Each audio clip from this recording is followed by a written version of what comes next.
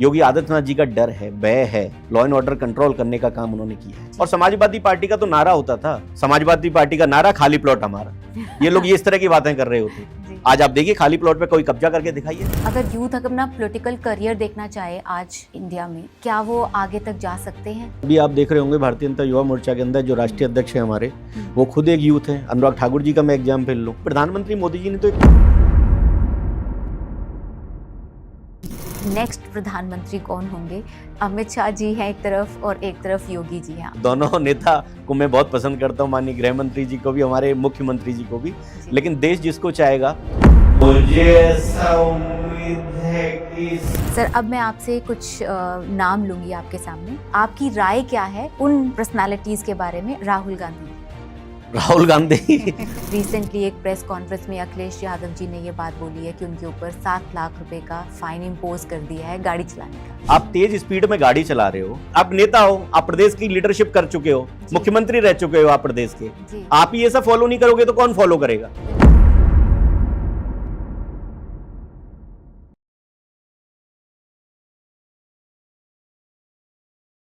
नमस्कार दोस्तों, welcome to today's podcast. मैं हूं डॉक्टर मेघा मेहता और आज हम इस पॉडकास्ट में उस पर्सनालिटी के साथ बातचीत करना जा रहे हैं जो कि एक डायनेमिक एंटरप्रेन्योर है और एक पॉलिटिकल लीडर हैं। इनकी विजनरी थॉट प्रोसेस ने काफ़ी कुछ चेंजेस लेके आए हैं। He is a founder and chairperson of taurus group और ये भारतीय जनता पार्टी के नेशनल को इंचार्ज रिसर्च एंड पॉलिसी में भी हैं। इनकी कंट्रीब्यूशन काफ़ी मीनिंगफुल रही हैं। आज हम इस पॉडकास्ट के थ्रू सर से इनकी जर्नी के बारे में बात करेंगे। वेलकम सर, आज आपको इस पॉडकास्ट में बहुत बहुत योर वेलकम। हम आज आपके साथ बहुत we feel very privilege to have you here. When I start with today's podcast, मेरा आज मेन मुद्दा जो आपसे बातचीत करने का है वो है आपको जानने का। तो अगर मैं विनय चौधरी जी को जानना चाहूँ तो आप अपने आप को कैसे डिफ़ाइन करते हैं? आप कैसे बताना चाहेंगे कि हु यू आर? मैं अपने बारे में इतना ही जान सकता हूँ, इतना बता सकता हूँ जो कि अपने बारे में, देखो हर एक व्यक्ति अच्छा ही बात करता है, लेकिन मैं वो बात करूँगा जो मेरे लोग मेरे लिए कहते हैं कि हमेशा से मैं एक जो मेरा नाम है विनय, उसी के अकॉर्डिंग मैं अपना स्वभाव भी रखता हूँ। पोलाइट नेचर रहता है मेरा। और कोशिश रहती है कि जिस स्ट्रीम में मैं हूँ, जिस फील्ड में मैं हूँ, एक एक्टिव पॉलिटिक्स में हूँ, यूथ की लीडरशिप करता हूँ, तो सब लोगों के बीच में एक तालमेल बना के, युवाओं को साथ लेके एक नई पहचान बना के हम लोग आगे बढ़ें। विनय जो पोलाइट है, स्ट्रांग है, लीडरशिप निभाता है, तो वही मैं अपने बारे में कह सकता हूँ। Very nice sir. जैसे आप अगर देखते हैं अपने आप को, आप एक बहुत ही फेमस और डायनेमिक पॉलिटिकल लीडर हैं, साथ ही साथ एक एंटरप्रेन्योरशिप भी आपके अंदर एक ट्रेड है, आप एक फाउंडर हैं, चेयरपर्सन हैं टॉरस ग्रुप के। इस जर्नी में आपने बहुत कुछ सीखा होगा, आपके बहुत सारी चीज़ें होंगी जिसमें आपने लर्न किया होगा। तो अगर मैं आपका एक ऐसा एस्पेक्ट देखूं उस पर्सनालिटी का जो एक एंटरप्रेन्योर है, वो अपने आप को कैसे मतलब इस वर्ल्ड को कैसे प्रेजेंट करता है, और अगर आप पॉलिटिकल लीडर हैं तो आप यूथ को क्या मैसेज देना चाहोगे कि हमारे इस भारत में how an entrepreneur can be a political leader? बिल्कुल, देखो आज अगर कोई भी एक यूथ सक्षम है और अपने दम पे अपना एक व्यापार कर रहा है, और एक जो मोदी जी ने नारा दिया था विकसित भारत का, विकसित भारत सिर्फ कहने से संभव नहीं है। जब तक विकसित भारत के अंदर आज का युवा सशक्त नहीं होगा, आज का युवा अपने दम पे खड़ा नहीं होगा, अपने दम पे रोजगार देने की इच्छा रख रहा होगा, ना कि रोजगार पाने की इच्छा रख रहा होगा, वो मेरे हिसाब से सही मायनों में इस विकसित भारत की परिकल्पना है। अदरवाइज हम सिर्फ चर्चाएं करते हैं, लेकिन चर्चाएं करना विषय नहीं होता। मोदी जी ने एक नारा दिया था लोकल फॉर वोकल का, इवन मोदी जी ने नारा दिया था लोकल फॉर ग्लोबल का। तो मेरा भी एक नीति यही थी कि हम अपनी एक कंपनी बनाएं, एंटरप्रेन्योर भारत। हम लोग जो सोचते हैं वो हम लोग सही मायनों में सिद्ध करें, एक कंपनी खड़ी करें और ऐसा प्रोडक्ट बनाएं, उसको इंडिया में मैन्युफैक्चरिंग हो और विदेश के लोग उसको पहने। अभी तक हम लोग क्या करते थे, विदेशी ब्रांड को हम लोग पहनते थे जी। और हम लोग फक्र करते थे कि यार हमने एक बाहर का ब्रांड पहना है। हाँ जी। और हम लोग कहते थे कि हमने एक ब्रांड पहना है, हम लोग ब्रांड से नीचे बात नहीं करते। इस तरह की बातें यूथ में होती थी। लेकिन हमारी कोशिश है कि इंडिया में ब्रांड बने और विदेशी व्यक्ति उस ब्रांड को पहने। वो हमारा आज का परिकल्पना है आज के इस भारत के लिए। तो आप जैसे आपने जब अपनी पॉलिटिकल जर्नी शुरू की, तो जब हम आपके बारे में पढ़ रहे थे तो वी केम टू नो कि आप इलेक्शंस जैसे आपने लड़े, स्टूडेंट लाइफ में भी जैसे आपका पॉलिटिकल करियर वहाँ से शुरू हुआ। तो आज जब चुनाव होते हैं स्टूडेंट्स के, जब आप देखते हो कि इस कॉलेजेस में चुनाव हो रहे हैं, क्या वो उस मिशन और उस विज़न के साथ हो रहे हैं, या आपको लगता है कि कोई गैप है, या जैसे जो कंट्रीब्यूशन एक यूथ को देना चाहिए अपने भारत के लिए, क्या आपको लगता है कि ये बिल्कुल करेक्ट वे है इलेक्शंस का और बहुत ठीक तरीके से ये चीज़ें की जाती हैं? नहीं, बिल्कुल की जाती हैं। और आज मैं सही मायनों में बात करूं कि देश की दशा और दिशा को तय करने वाला युवा होता है। अगर युवा किसी भी देश में, अगर हमारे देश की युवा पॉपुलेशन, टोटल पॉपुलेशन का 57% यूथ है, और वो अगर 57% सिर्फ युवा है तो उससे बड़ा सशक्त देश हो ही नहीं सकता।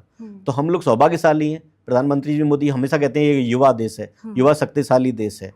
तो हम 57% की दशा और दिशा को बदलने का काम करते हैं देश का, तो वो लीडरशिप कर रही है। सेम अगर यूथ पॉलिटिक्स के अंदर, अभी आपने देखा होगा रिसेंटली दिल्ली यूनिवर्सिटी का चुनाव हुआ था। दिल्ली यूनिवर्सिटी का चुनाव पूरे देश में एक बोलबाला होता है उस चुनाव का।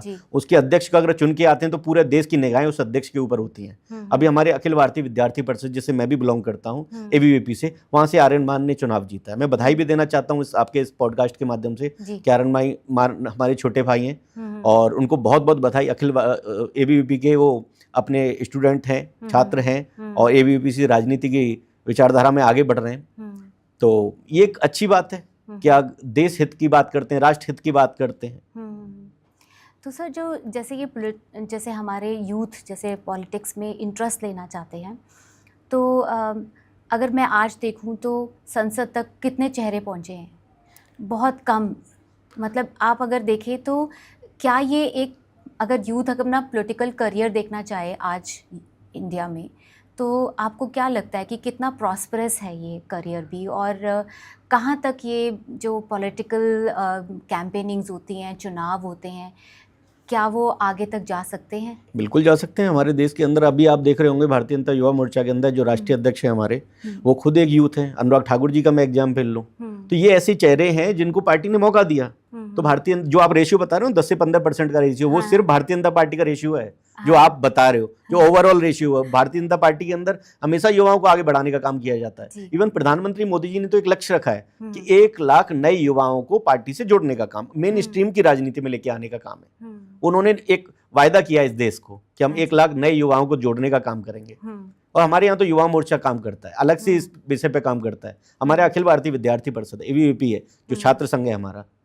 तो ये सारी एक एक्टिविटी है जो भारतीय जनता पार्टी के थ्रू हो रही है। तो भारतीय जनता पार्टी हमेशा युवाओं के लिए सोच अच्छा रखती है, आगे बढ़ाने का काम करती है, उनको टिकट भी देने का काम करती है। पर जैसे अगर आज कोई एस्पिरेंट है, कोई मिडिल क्लास फैमिली से कोई बच्चा अगर बिलोंग करता है और उसके अंदर बहुत कुछ काम करने की इच्छा है भारत को लेके या अपने देश को अच्छा करने के लिए, पर उसको एक ब्राइट फ्यूचर नहीं नज़र आता इन पॉलिटिकल करियर, क्योंकि आपका कोई गॉडफादर नहीं है, कोई ऐसे लिंक्स नहीं है, ऐसे बच्चे के लिए आपको क्या मैसेज होगा? उनके लिए सबसे बड़ा मैसेज हमारे देश के प्रधानमंत्री जी देखो, जो कि एक चाय वाला व्यक्ति देश का प्रधानमंत्री बन सकता है, उससे बड़ा मैसेज तो हो नहीं सकता। उन्होंने कभी कल्पना की थी, वो इस तरह के परिवार से भी बिलोंग नहीं करते थे जो आप बता रहे हो कि एक बड़े रसूखदार परिवार से बिलोंग करते हो। सिर्फ एक चाय वाले थे। उनको कभी लाइफ में, जीवन में नहीं सोचा था उन्होंने कि वो देश के प्रधानमंत्री बन जाएंगे। विपक्ष यही आरोप लगाता है हमारे ऊपर कि एक चाय वाला व्यक्ति कैसे देश का प्रधानमंत्री बन गया। वो किन संघर्षों से आए, कहां से निकले, किस तरह की उन्होंने गतिविधि परेशानी झेली अपनी, और आज वो देश के प्रधानमंत्री और एक सक्सेसफुल प्रधानमंत्री हैं। एक सफल प्रधानमंत्री का किरदार वो देश के लिए निभा रहे हैं जी। इससे बड़ा एग्जाम्पल तो शायद यूथ के लिए हो ही नहीं सकता जी। अगर मैं आपको, मतलब जैसे आपने बोला कि बहुत ही डिफरेंट हमारे पास एक ऐसी पर्सनालिटी होनी चाहिए, क्योंकि मैं अगर आज अपने प्राइम मिनिस्टर को देखूं तो वो मुझे बहुत ही डिफरेंट पर्सनालिटी लगते हैं, क्योंकि वो बहुत ही करेजियस हैं, कॉन्फिडेंट हैं। शायद ये सारी चीज़ें एक बच्चे में नहीं होंगी, राइट? तो मतलब अगर आप जैसे बोल रहे हो कि करेज होना चाहिए, तो कोई ऐसा कोई प्रोसेस है सर जिसके थ्रू बच्चा कभी किसी से जुड़ सकता है या आगे बढ़ सकता है? कोई ऐसी कोई प्रोसेसेस होंगे? देखो, कोई भी अगर युवा आगे आ रहा है तो उसको पहले तो नीयत उसकी राष्ट्रवादी होनी चाहिए। अगर राष्ट्रवादी तरीके से वो आगे बढ़ता है तो स्वाभाविक रूप से आपको, जब राष्ट्रवाद की विचारधारा पे आगे बढ़ोगे आप, तो आप देश के लिए काम करोगे, समाज के लिए काम करोगे, उस तरह की दिशा आपकी बन जाएगी। और वो बन जाएगी तो आप हमेशा से समाज सेवा की भावना आपकी रहेगी और आप एक सही पार्टी का भी चुनाव कर पाओगे जी। आप सही पार्टी का चुनाव करोगे तो देश के लिए भी एक अच्छी रणनीति आप तैयार कर सकते हो। राइट सर, जैसे ऑपोजिशन हमेशा आपको बार बार ये एलेज करता है, एलिगेशन लगाता है कि बीजेपी जो है वो डेमोक्रेसी को वीक कर रहा है। मतलब जैसे कि वो अपने, जैसे हमारे पास तो ज़्यादा हिंदूज़ हैं, बट फिर भी हम उसको बहुत डिवाइड कर रहे हैं या हम इसको वीक कर रहे हैं सिस्टम को। आपका इस पे क्या विचार है? कैसे मान सकते हैं? भारतीय जनता पार्टी के अंदर हमेशा से सबका साथ, सबका विकास और सबके विश्वास पे बात कर भारतीय जनता पार्टी करती है।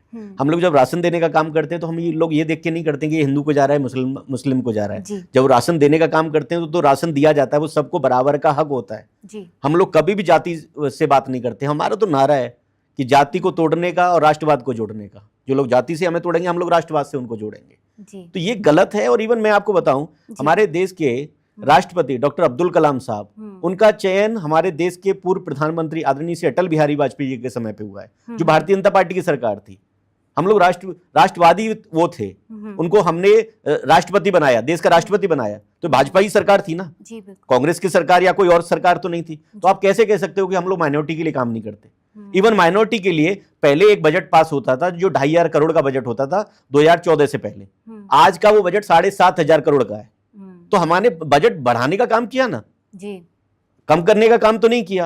हर जगह हम लोग सब्सिडी देने की बात कर रहे हैं, हर जगह हम लोग जो बाकी लोगों को देने का काम कर रहे हैं। 80 करोड़ लोगों को अगर राशन दिया जा रहा है तो उसमें ये नहीं देखा जा रहा है कौन हिंदू है कौन मुसलमान है। अगर किसी को टॉयलेट दिया जा रहा है तो उसमें ये नहीं देखा जा रहा कि हिंदू है कि मुसलमान है। अगर किसी को आयुष्मान योजना के माध्यम से किसी को हेल्थ रिलेटेड उनके इश्यू को सॉल्व कराया जा रहा है तो उनको ये नहीं देख के दिया जा रहा कि हिंदू है मुसलमान। तो ये सब नहीं है, ये गलत हमारे लिए बोला जाता है। भारतीय जनता पार्टी के अंदर तो एक अलग से एक मोर्चा है, माइनॉरिटी मोर्चा, जिसमें इन सब लोगों का, मुस्लिम समुदाय का ख्याल रखा जाता है।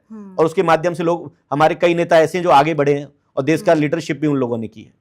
तो सिर्फ एक लांछन लगाया जाता है और इसके अलावा कुछ नहीं। सर, एक और बात की जाती है कि आजकल रिसेंटली वोट चोरी के बारे में बात किया जा रहा है, आपके इस पे कोई विचार? ये सिर्फ विपक्ष का एक प्रोपेगेंडा है। हाँ, मैं मान सकता हूँ हमारे ऊपर आरोप लगाए जाते हैं वोट चोरी के। मोदी जी चुराने का काम करते हैं, लेकिन वो सिर्फ वोट नहीं चुराते, वो लोगों का दिल चुराते हैं, वोटरों का दिल चुराते हैं। इसमें कोई दो राय नहीं है जी। ये बेकार में, अब मुझे एक बात समझाइए, आप जिस जगह पे भारतीय जनता पार्टी चुनाव हारती है वहां ये आरोप नहीं लगाते, जहां भारतीय जनता पार्टी चुनाव जीत रही है वहां ये वोट चोरी का आरोप लगाते हैं। इवन आपको याद होगा 2024 के अंदर भारतीय जनता पार्टी ने एक नारा दिया था 400 पार का, बोला था।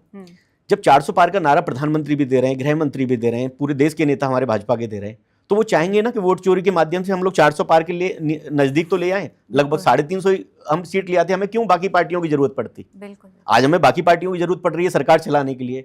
अगर हमें वोट चोरी करना होता तो हम खुल के कर रहे होते ना। तो ये सिर्फ आरोप है, इसके अलावा कुछ नहीं। और दूसरा क्या, विपक्ष के पास में कुछ है नहीं काम करने का, कोई ऐसा मुद्दा ही नहीं है, तो कुछ ना कुछ तो चाहिए उनको। हर चुनाव में वो कुछ ना कुछ नया लेके आते हैं। इस बार वोट चोरी का मुद्दा लेके आए और अब वोट चोरी की बात विपक्ष हमसे कर रहा है। और मैं अगर बिहार की बात करूं, तेजस्वी यादव जिनके खुद के 2 आई कार्ड है, 2 वोटर आईडी कार्ड है उनके और वो दूसरों के ऊपर आरोप लगा रहे हैं। सर, ये ना इजी है सबको एलिगेशन लगाना, ऑब्वियसली। सर, आपको क्या लगता है कि अगला प्रधानमंत्री कौन होगा?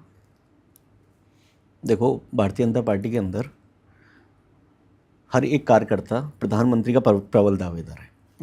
भारतीय जनता पार्टी में कभी नहीं पता होता कि कौन प्रधानमंत्री बनेगा। इसका एक पार्लियामेंट्री बोर्ड की बैठक होती है, उस पार्लियामेंट्री बोर्ड के सदस्य जो होते हैं वो तय करते हैं कि हमारा अगला नेता कौन होगा। वो लोग चुनेंगे, उसके अकॉर्डिंग नेता डिसाइड होता है। हम लोग और आप लोग पहले से कहें या मीडिया आइडिया लगाए, वो सब संभव ही नहीं है। ये भारतीय जनता पार्टी का एक तरीके से एक आइडियोलॉजी है। ये कभी हम लोग ये डिसाइड नहीं कर सकते कि हमारा देश का नेता अगला कौन होगा। इवन हम लोग राष्ट्रीय अध्यक्ष तय नहीं कर पा रहे। राष्ट्रीय अध्यक्ष के लिए हमारे पास इतने चेहरे हैं, हम लोग ये सोच रहे हैं कि उस चेहरों को ऐसा चेहरा हम लोग देश को दें जो कि सबके लिए चिंता भी करे। तो कभी भी भारतीय जनता पार्टी के अंदर ये आइडियोलॉजी नहीं है। हम लोग थोड़ा समय लेते हैं, हम विचार करते हैं, जो देश हित में अच्छा होता है, जो पार्टी हित में अच्छा होता है, जो समाज हित में अच्छा होता है, इस तरह का नेता हम लोग देश को समर्पित करते हैं, वो देश का प्रधानमंत्री बनता है। और जिनको जनता चाहती है, जनता से बड़ा तो भगवान कोई है ही नहीं, जिसको जनता चाहेगी वो देश का प्रधानमंत्री होगा। भारतीय जनता पार्टी का हर एक कार्यकर्ता प्रधानमंत्री का दावेदार बन सकता है, कुछ नहीं पता। आज आपने देखा होगा, प्रधानमंत्री के अलावा आपने मुख्यमंत्री की मैं बात करूं, रेखा गुप्ता जी, दिल्ली के अंदर, एक एग्जाम्पल मैं आपको दे रहा हूँ, कभी जीवन में नहीं सोचा था हम लोगों ने कि रेखा जी हमारी मुख्यमंत्री बनेंगी, नहीं सोचा था। मैंने इवन उनकी लीडरशिप में मैंने काम किया, वो हमारी जिलाध्यक्ष 2014 के अंदर केशवपुरम जिले में, मैं उनके साथ में कार्यकर्ता के रूप में मैंने काम किया हुआ है। तो मैं जानता हूँ, आप भजनलाल शर्मा हम लोग राजस्थान की बात करें, या मोहन यादव जी हम लोग अपना मध्य प्रदेश की बात करें, ये सब वो नेता हैं जो कि जमीनी स्तर पर इन लोगों ने काम किया, ये सिर्फ कार्यकर्ता थे। आज इनको प्रधानमंत्री और मुख्यमंत्री के, अगर ये मुख्यमंत्री के दावेदार हैं, प्रधानमंत्री तक पहुंच रहे हैं या मुख्यमंत्री तक पहुंच रहे हैं, तो एक ये कार्यकर्ता ही तो थे जो यहाँ तक ये पहुंचे हैं। तो ये प्रधानमंत्री कोई भी संभव हो सकता है, ये कोई चुन ही नहीं सकता इस बारे में। सर, हमारे भारत ने G20 समिट किया, जो कि एक ग्लोबल लीडरशिप को प्रेजेंट करता है कि भी हमने G20 कंडक्ट किया है, बहुत स्मूथली, बहुत अच्छी तरीके से किया है। बट अगर मैं स्टैटिस्टिक्स देखूं कि ग्लोबल हंगर इंडेक्स 23 ने ये निकाला कि हम 125 नंबर पर आते हैं, वेराज पाकिस्तान 102 पे आता है और नेपाल 69 पे आता है। तो हम इतने पीछे हैं, हम अपनी एक ग्लोबल इमेज बनाना चाहते हैं, बट वेराज अगर हम ग्लोबल हंगर इंडेक्स में देखें तो हम बहुत पीछे हैं। ये इंडेक्स मैडम सब पेड इंडेक्स होती है। अच्छा। इस इंडेक्स की हम अगर बात करने लगे तो हम लोग शायद कुछ तय नहीं कर पाएंगे। ये वो लोग हैं जो आइडियोलॉजी के बैठे हैं 2014 से पहले, जो कि देश में 70 साल से 75 साल सरकार चला रहे होते थे, उनके लोग हैं। वो लोग डिसाइड करते हैं इस इंडेक्स को कैसे बनाना है और कैसे खराब करना है। आपका क्या विचार है? हमारा विचार इस तरह कोई मायने नहीं रखता। जिस तरह की बात कर रहे हैं आप, देखिए ना, देश के अंदर विकसित भारत की हम लोग परिकल्पना कर रहे हैं, कितना समृद्ध हमारा देश होता जा रहा है, हम लोग शक्तिशाली हो रहे हैं हर एक फील्ड में। जब आज विदेश में हम लोग जा रहे होते हैं या कोई व्यक्ति जा रहा होता है तो वो कहता है कि हम लोग भारत से आए, खुशी होती है, गर्व करता है आदमी जी आज की डेट में। और एक ऐसा समय था जब भारत का परिचय देने में लोग डरते थे, परिचय नहीं देते थे हम किस देश से आए हुए। तो ये शक्तिशाली भारत है जो प्रधानमंत्री मोदी जी के नेतृत्व में ये भारत बन रहा है। हर एक क्षेत्र में हम लोग अगर मेडिकल की बात करें, एजुकेशन की बात करें, ग्लोबल हब की बात करें, इंटरनेशनल फोरम की बात करें, हर एक जगह भारत शक्तिशाली बन रहा है।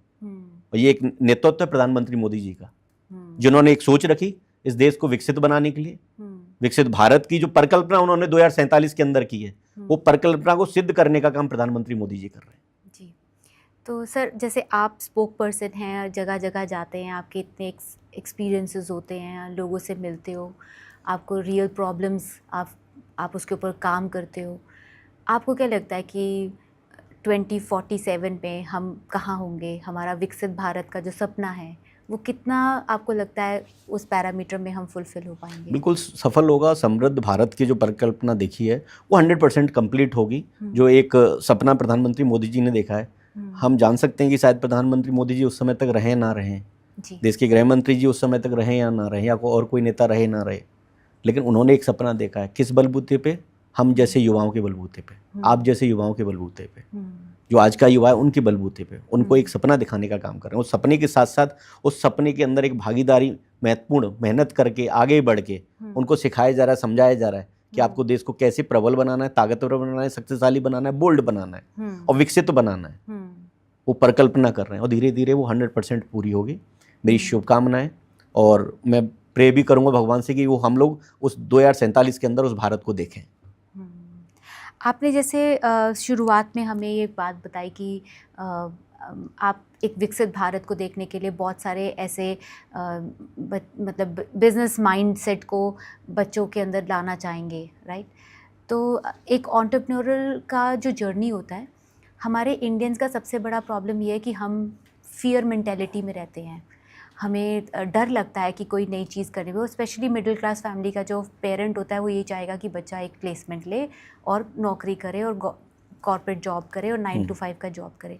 वेराज जब हम विकसित भारत की बात करते हैं तो हमें बहुत ऐसे बच्चे चाहिए जो कि एक फियर लेस मेंटालिटी से आएँ और एक अच्छा माइंडसेट से हमारे भारत के उस चीज़ों को बनाए। जैसे आपने बोला कि खुद का कपड़ा बनाएं और खुद का पहने और खुद को प्राउड फील करें कि हम इंडियंस हैं और हमने खुद मैन्युफैक्चर किया, हम संपूर्ण हैं।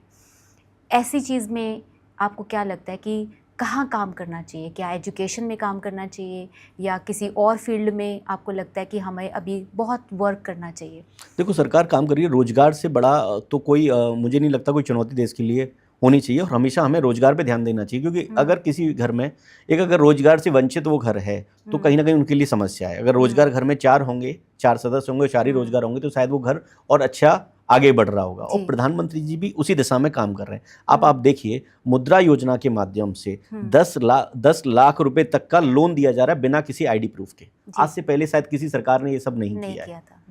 आपने देखा हो Jayant Chaudhary skill India development, जिनका खुद का उनका मंत्रालय है, उस स्किल इंडिया के माध्यम से लोगों को सशक्त बनाया जा रहा है।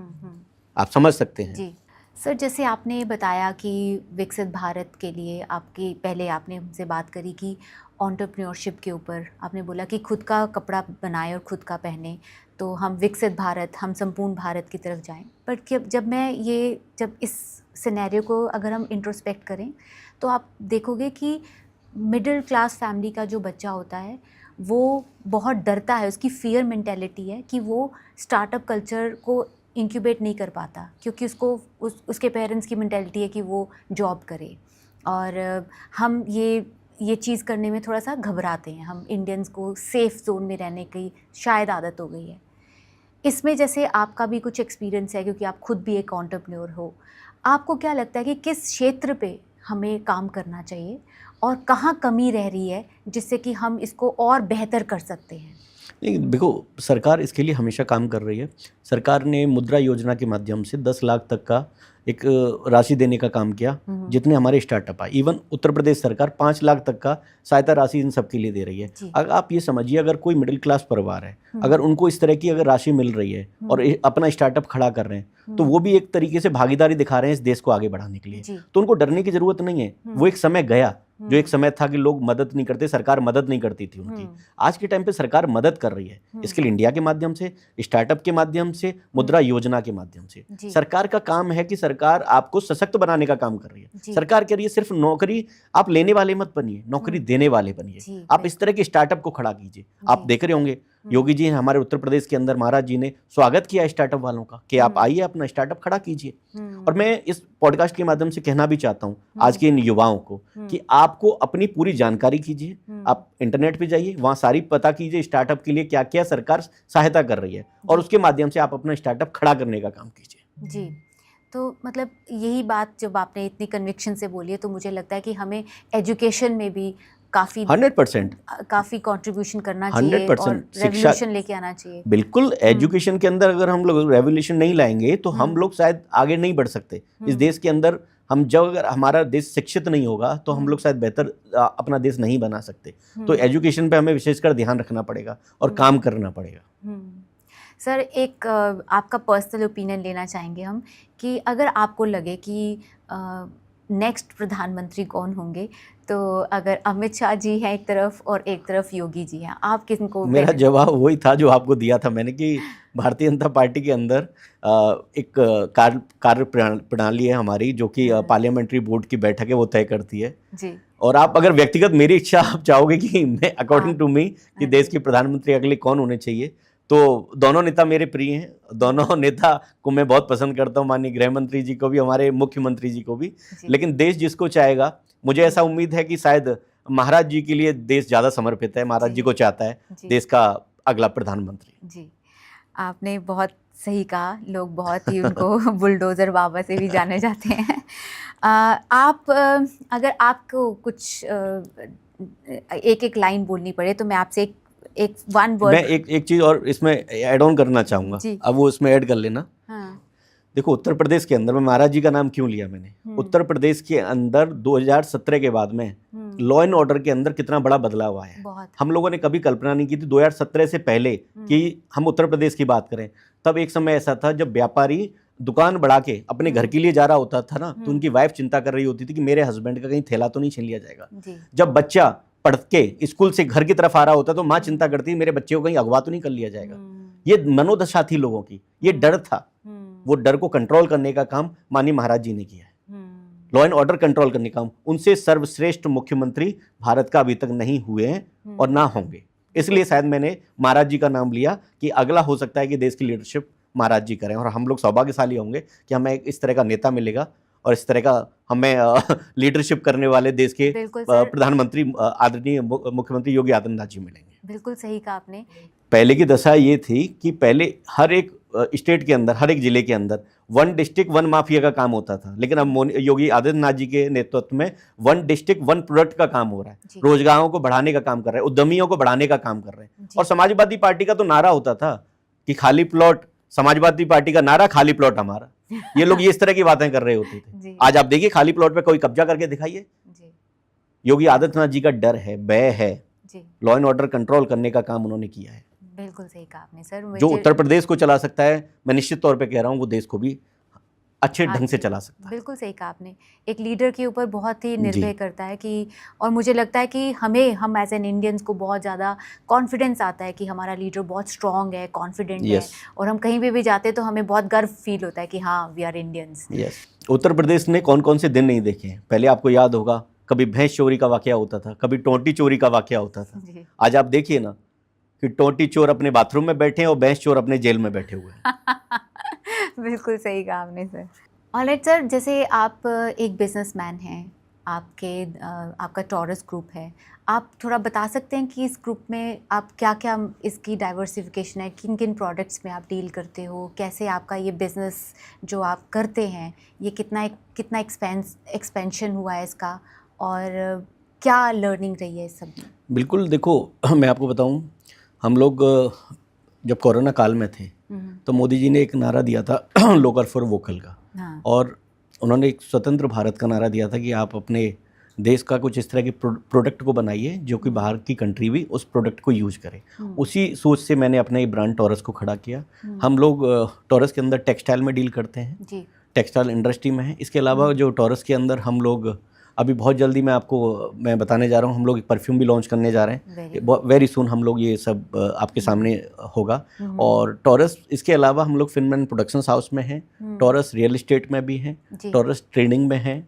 तो इस तरह के हमारे कुछ 5-6 हम लोग लीग हैं हमारे, जिसमें हम लोग काम कर रहे हैं। इवन टॉरस स्पोर्ट्स में भी काम कर रहा है। हम लोगों की एक इंटरनेशनल लीग है, RKL रियल कबड्डी लीग, जो कि प्रधानमंत्री जी का जो सपना है कि खेल और खिलाड़ियों के लिए हमेशा से समर्पित होने वाला, कि हमारे देश का खिलाड़ी सबसे ज़्यादा प्रबल हो, अच्छा हो और सबसे ज़्यादा मेडल लेके आए, उसी दिशा में हम लोग भी काम कर रहे हैं। अभी कबड्डी हम लोग इंटरनेशनल लेके जा रहे हैं, जो कि दुबई में आयोजित है अभी दिसंबर के अंदर।